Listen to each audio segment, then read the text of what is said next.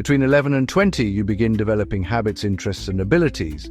And then, between 21 and 30, you begin turning them into an actual life.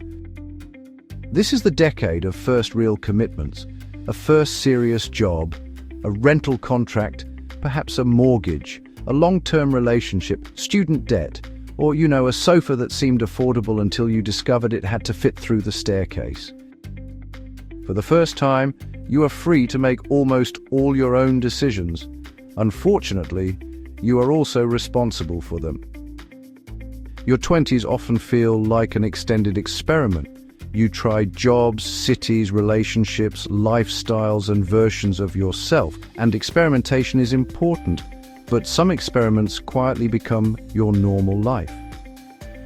The temporary job becomes 5 years of experience in one field.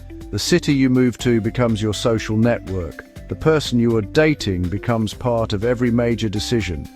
And the expenses you accepted when your salary increased somehow refuse to leave when the excitement does.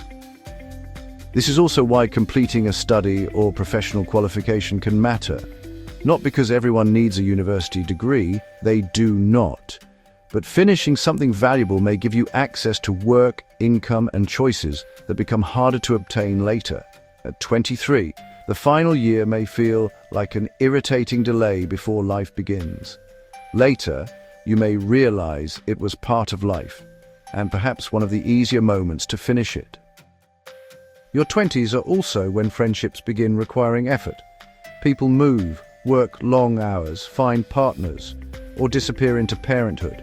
You may assume the important friendships will simply remain. They do not always.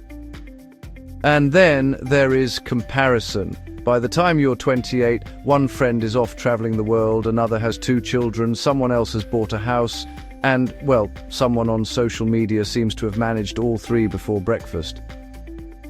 There is no correct schedule.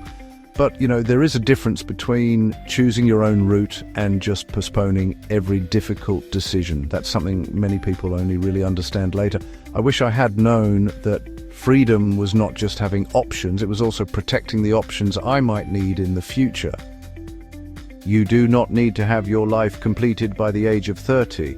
But honestly, this is often the decade when life stops being purely theoretical. The first foundations are being laid, even if you still feel as though you're just sort of trying things out. Captain Help, smarter every day, in every way.